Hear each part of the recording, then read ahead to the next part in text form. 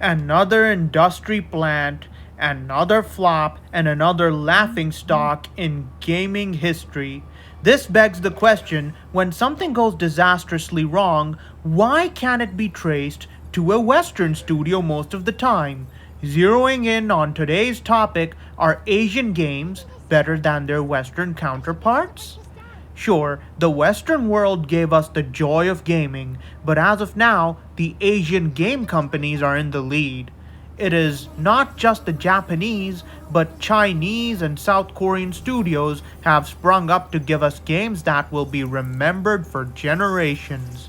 Their immersive worlds, grand music, their wonderful characters, and the impressive storytelling that binds them are all for the books.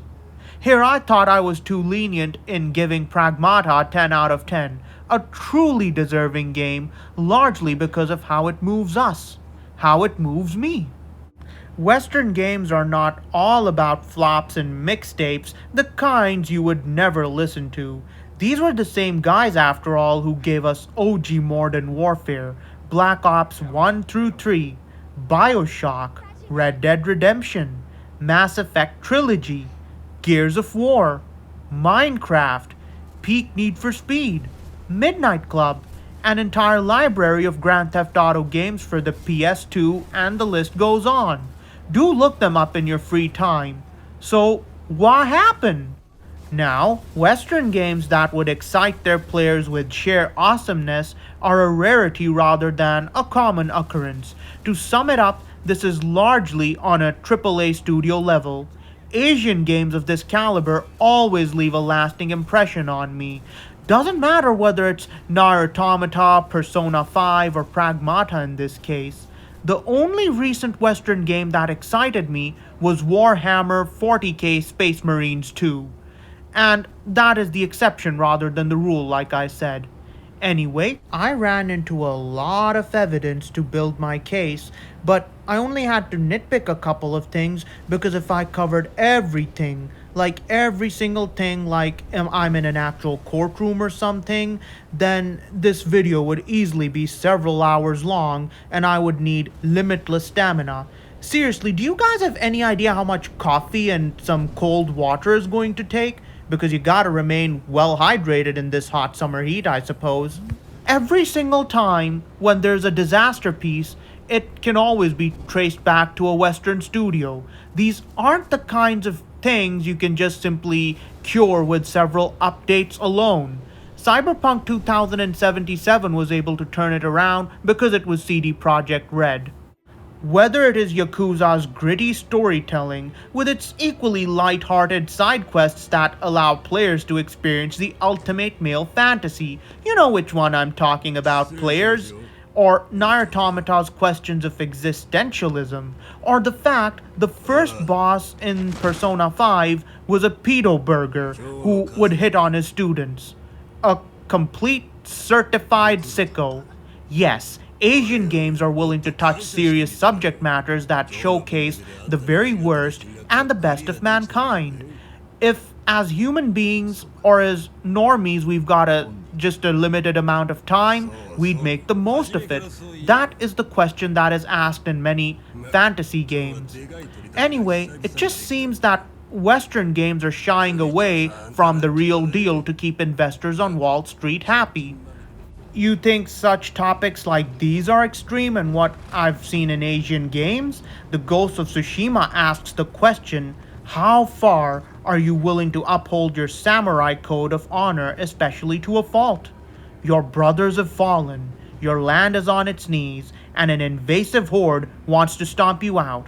Just how far is too far?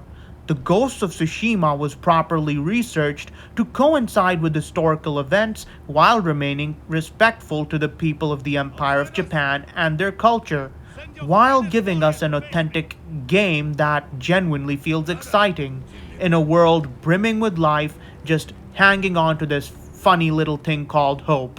Furthermore, I have noted that Asian games usually feature a high fantasy setting, but not all the time.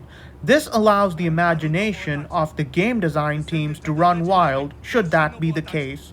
Perhaps It is for this reason why their world seems super immersive. Their characters are super awesome instead of being super boring, but all for relatability.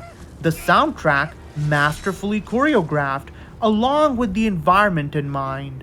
So the soundtrack suits the game, the environment, and what's going on. Perhaps it is for this reason that I keep returning. Looking back at Western games like Cyberpunk 2077 and Mass Effect, everything in their brilliant world was something you could interact with. In the Mass Effect trilogy, your actions had consequences in your final showdown against the Reapers, which were all influenced from the first game. The world in Red Dead Redemption 2, on the other hand, felt truly alive, and it was the result of perfectly executed, brilliant hard work of Rockstar Games spanning many years. In these games, each word and expression of the characters' faces carried weight. Red Dead Redemption 2 was a look into the last sigh of the American Wild West, and the world was truly something else. Rockstar took full advantage of the fact that such a place would barely have any light pollution. Do check the game out and stop to smell the roses. Explore a little. RDR2 is slow paced because that's just the way how the game is meant to be played. Every little bit of the digital game's world is meant to be savored, to be enjoyed by the players to get your money's worth, and to have an experience that is truly unforgettable. Games like Mass Effect, Cyberpunk 2077, and Red Dead Redemption 2 want players to sink teeth into their worlds, explore every little detail, gather some lore, and complete the side quests to not just learn more about the world around them, but to build their character as they go. Take some time off the regular stuff, yeah? Well, do play these games because the best things in life can only be felt. They can never be explained, even though all I do is yap along to these gaming videos. However, these genre winning games came out several years ago. I don't see something, haven't played something that moves me in the same way these games did. And tell you what, it's not nostalgia. Then, of course, is how the game is priced and sold to us. You see, Western companies have fallen into the abyss of greed, maddened by their lust of money and placing profit above everything else. I fully understand that a company has to get that money bag and flow that cash to survive, but there has to be a burning passion for the product. There has to be a vision. Western games appear too busy selling us live service models, predatory battle passes, and DRM schemes with the same old recycled storylines or plot points these days. The only Asian games with a live service model I recall are gacha games, and even the gacha is a highly controversial thing in gaming, but either it's buy overpriced skins or roll the gacha or get a little bit of both. Guess you can't win 'em all, can you, champ? Another key difference I noted in many Western games like Call of Duty and Fortnite is that they're made for competitive players. On the other hand, Asian games are truly open world single player games for the most part. The only competitive video games from Asia with strong multiplayer features I can name right off the bat are Tekken and Street Fighter, and that one Gundam hero shooter game which flopped.